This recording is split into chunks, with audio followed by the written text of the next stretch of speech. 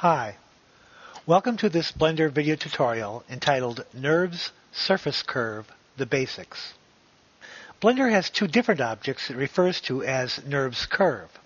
One is the NURBS Curve object that was demonstrated in a previous video tutorial. The other is a NURBS Surface Curve, which is the focus of this video tutorial. Although the NURBS curve and the NURBS surface curve share many characteristics, the two are fundamentally different in how they are used in 3D modeling strategies. If you have not viewed the NURBS curve video tutorial, please do, as many of the basic NURBS curve controls demonstrated there also apply to the NURBS surface curves, many of which I will not repeat here. To demonstrate the NURBS surface curve, I have a blank Blender scene displayed in top orthographic view. I will press Shift-A and add a NURBS surface curve. Note that I am selecting the curve from the Surface submenu and not the Curve submenu. I will then click on the Object Data icon in the right Properties panel. This displays the NURBS surface curve properties. I'll tab into Edit mode. Notice that the NURBS surface curve does not have a 2D 3D selection button, nor does it have a geometry panel. NURBS surface curves are by default three-dimensional in nature and have no geometry panel extrusion or bevel controllers. Note also that the active spline panel now has two sets of checkboxes, one marked U and the other marked V. When describing the geometry of objects in 3D space, modelers use Cartesian coordinates, x, y, and z, to specify the location of sub-object components such as vertices, edges, and faces. These Cartesian coordinates are in reference to either the 3D world orientation or the object's local orientation. When describing a surface, however, modelers use a different set of coordinates called UV coordinates. Essentially, U and V represent two-dimensional coordinates that describe the position of any point on a three-dimensional surface in terms of direction. This is why UV coordinates are referred to when mapping a two-dimensional image on a three-dimensional surface. NURBS surfaces use the UV reference to describe the direction of any point on a surface in reference to a theoretical two-dimensional surface wrapped about it.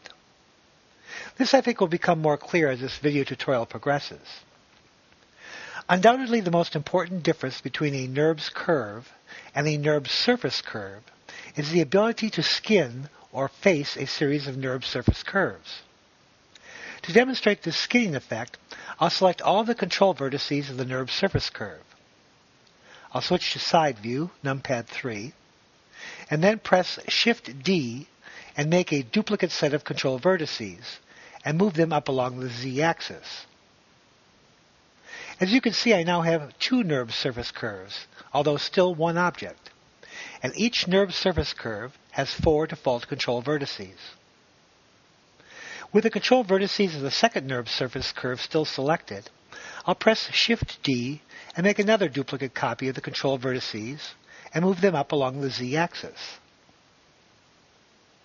I now have 3 NURBS surface curves, although still one object, and each NURBS surface curve has the default 4 control vertices.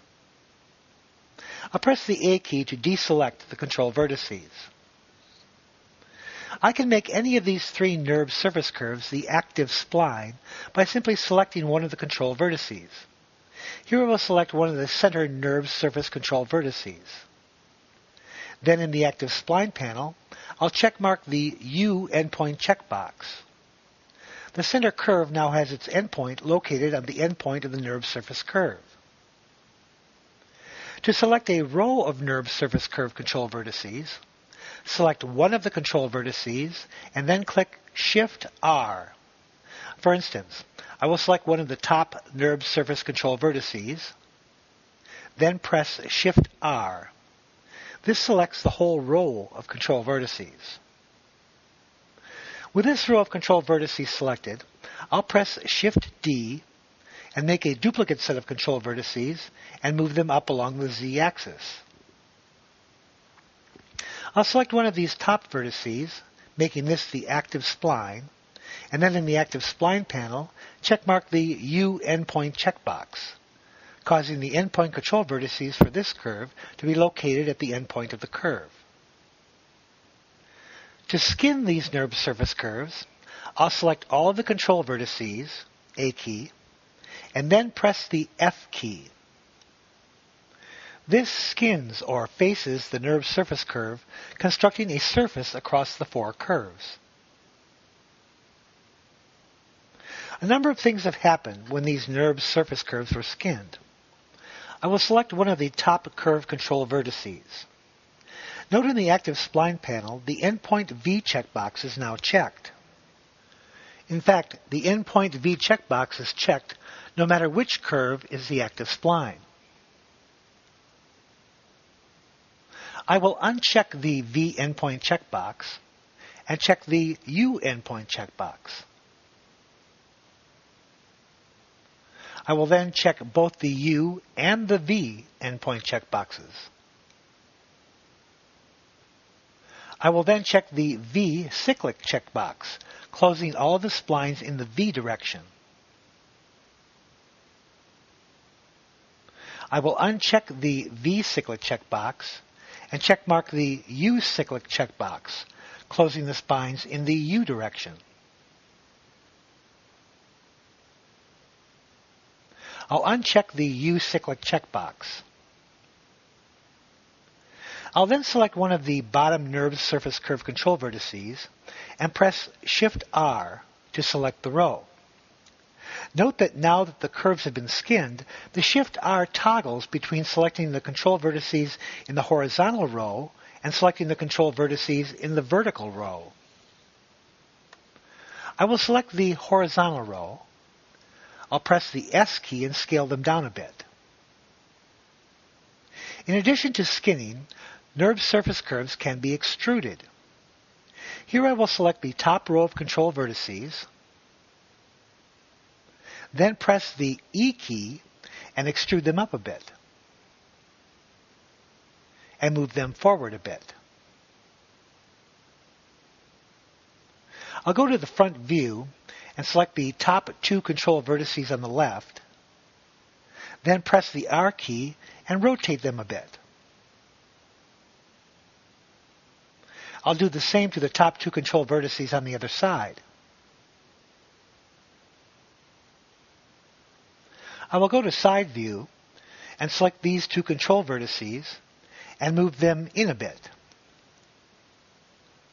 I'll select the bottom row of control vertices, press the E key and extrude them out a bit, and then scale them up a bit. I will then extrude these control vertices down a bit. I'll select all of the control vertices by pressing the A key, and then press the Subdivide button in the left tool panel. I now have additional control vertices to further define the object. I'll checkmark the V cyclic checkbox. I'll then tab out of edit mode. I'll increase both the U and the V order to 5. In many modeling workflows that employ NURBS surfaces, modelers will eventually convert the NURBS surface object into a mesh object. Mesh objects have a larger array of tools available to them than the NURBS surface objects.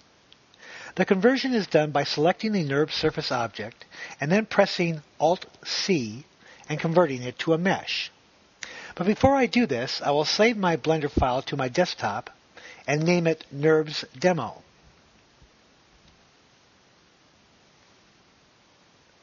Before converting your NURBS surface object to a mesh object, it's a good idea to look at the NURBS surface object's resolution. By default, this is set to 4.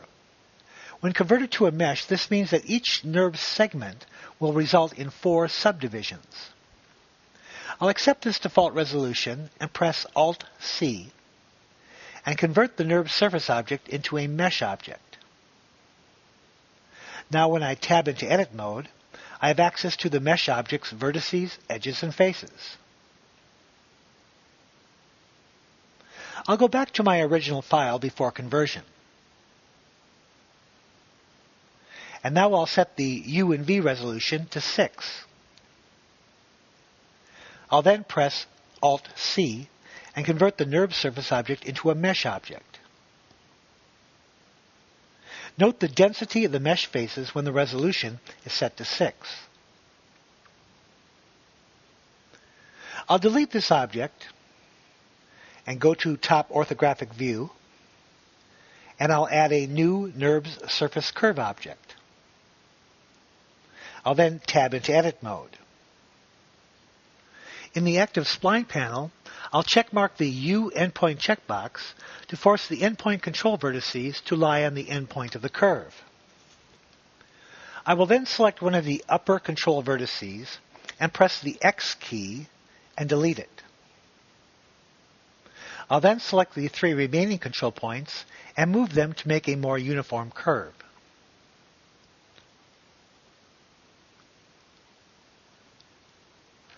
Unlike the NURBS curve object, you cannot extrude a NURBS surface curve control vertice by holding down the Control key and left-clicking on the 3D display. You can, however, extrude a NURBS surface curve vertice by selecting it and pressing the E key and moving the new control vertice to a new location. I will extrude 5 more control vertices.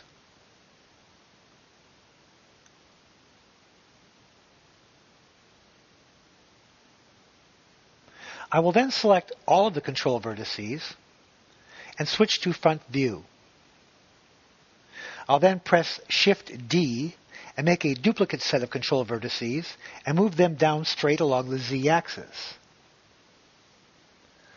I'll then press the E key followed by the Z key and extrude this new set of control vertices down along the Z-axis, constructing a NURBS surface. I'll then select the upper set of control vertices by selecting one of the vertices and then pressing Shift R, which will select the whole row.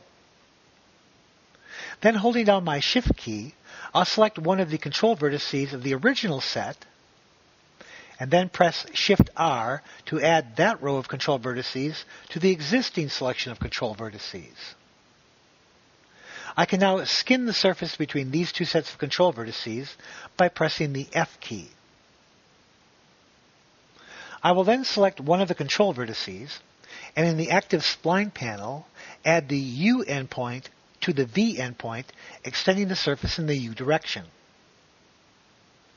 Note that I can extrude either horizontally or vertically. Here I will select the right end row of control vertices by selecting one and pressing Shift R until the end row is selected. I'll then press the E key followed by the X key and extrude the row along the X-axis. I'll do the same thing on the other side. As you can see, skinning and extruding NURBS surface curves provide a wide variety of modeling possibilities. However, there is one very important limitation. In order to skin NURBS surface curves, each curve must have the same number of control vertices. I'll select the top row of control vertices, and then I'll press Shift D and make a duplicate set and move them up along the Z-axis. I'll select one of the control vertices and press the X key and delete it. I will then, in Front View, box select both the top row of the surface and the new duplicated row of control vertices, and then press the F key. Note that I receive an error message. Resolution does not match. All NURBS surface skinning operations must include NURBS surface curves containing the same number of control vertices.